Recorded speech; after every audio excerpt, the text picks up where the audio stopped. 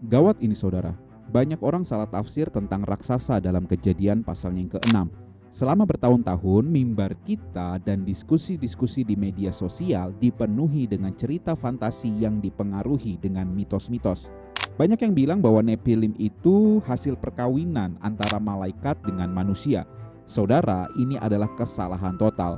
Kesalahan yang sangat fatal karena mengaburkan pesan asli Tuhan dalam firman-Nya. Kekeliruan ini bermula dari penerjemahan Alkitab oleh Septuaginta yang kemudian ditelan mentah-mentah oleh tradisi selama berabad-abad. Jangan skip video ini kalau kita ingin benar-benar mengerti Alkitab secara akurat. Jangan skip video ini kalau kita tidak ingin terjebak dalam mitologi yang dibungkus seolah-olah jadi teologi. Kita akan merenungkan hal ini sungguh-sungguh hari ini, agar kita tidak lagi disesatkan oleh penafsiran yang terdengar sensasional namun kosong akan kebenaran.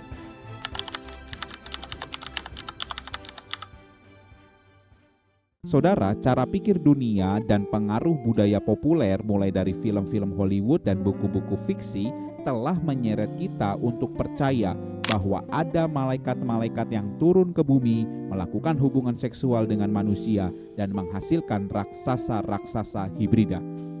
Pemahaman yang selama ini dianggap normal dan keren ini sebenarnya sangat berbahaya. Mengapa? Karena pemahaman ini membuat kita memandang Alkitab seperti mitologi Yunani. Kita mulai melihat Alkitab bukan sebagai sejarah keselamatan, tetapi sebagai cerita tentang monster dan makhluk setengah dewa. Dunia pengajaran hari ini seringkali lebih suka mengajar hal-hal yang bombastis daripada melakukan penelitian yang disiplin terhadap teks asli firman Tuhan. Akibatnya, umat Tuhan terseret oleh pengajaran yang salah dan kurang tepat, yang akarnya ternyata dari distorsi saat penerjemahan Alkitab ke bahasa Yunani.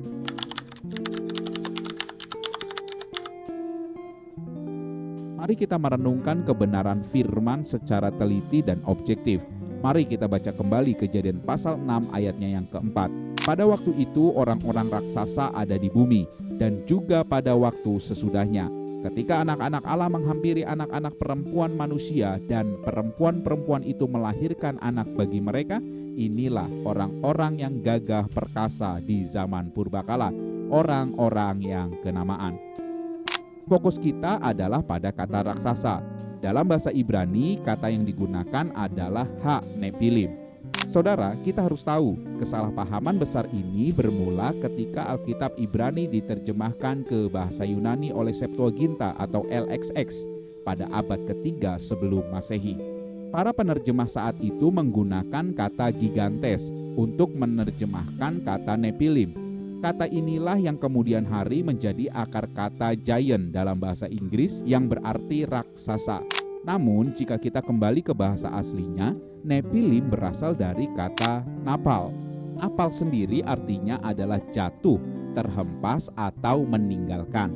Jadi secara etimologis, Nephilim bukan berarti makhluk yang tinggi besar secara fisik atau raksasa, melainkan orang-orang yang telah jatuh.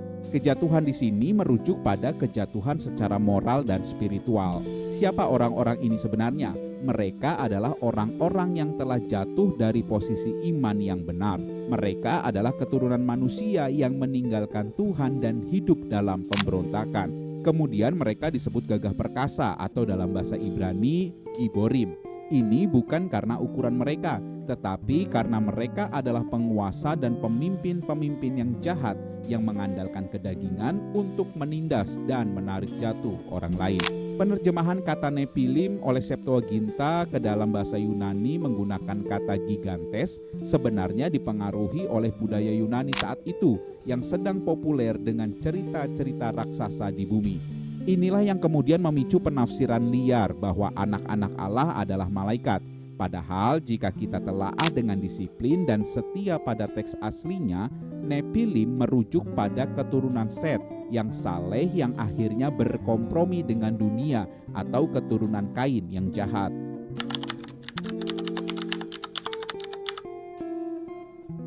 Tuhan berbicara melalui firman ini untuk menegur kita. Berhentilah mencari-cari monster di luar sana sementara kita tidak sadar bahwa spirit Nephilim itu ada di dalam hati kita. Tuhan sedang menegur setiap kita dengan keras. Kita yang lebih suka mengejar sensasi spiritual daripada kemurnian kebenaran Tuhan. Kita lebih senang membahas teori konspirasi tentang malaikat yang jatuh daripada membahas bagaimana hidup kita sendiri yang seringkali jatuh atau napal.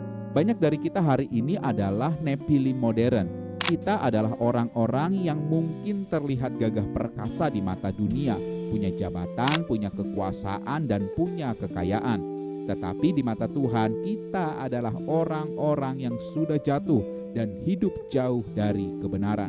Kita menggunakan kekuatan kita untuk kepentingan diri sendiri, bukan untuk kemuliaan Tuhan.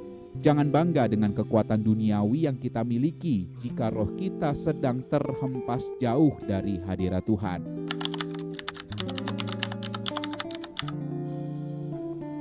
Mari kita lihat juga bagaimana Tuhan berbicara melalui Rasul Paulus dalam 1 Korintus pasal 10 ayatnya yang ke-12. Firman Tuhan berkata demikian, "Sebab itu siapa yang menyangka bahwa ia teguh berdiri, hati-hatilah supaya ia jangan jatuh." Kata jatuh di sini memiliki esensi yang sama dengan kata napal dalam bahasa Ibrani. Kata jatuh dalam ayat ini memiliki bobot peringatan yang sangat serius bagi setiap orang yang merasa dirinya kuat secara rohani. Dalam teks aslinya, kata jatuh dalam ayat ini menggunakan kata PC. Kata ini berasal dari akar kata kerja pipto, yang artinya kehilangan posisi rohani atau kekalahan secara moral. Jadi Alkitab memperingatkan kita bukan tentang serangan fisik dari raksasa, tetapi tentang bahaya kejatuhan rohani. Bahkan dalam Yehezkiel pasal 32 ayatnya yang ke-27, kata Nephilim digunakan dalam konteks prajurit-prajurit yang jatuh, yaitu orang-orang yang rebah dan mati dalam dosa. Ini membuktikan kepada kita bahwa istilah Nephilim selalu berkaitan dengan kondisi rohani yang terpisah dari Tuhan, bukan soal hibrida malaikat yang mustahil secara biologis. Bahkan secara teologis, menurut ajaran Tuhan Yesus sendiri, pemahaman ini sangat bertentangan. Karena malaikat tidak kawin dan dikawinkan. Itu tertulis di dalam Matius pasal 22 ayatnya yang ke-30.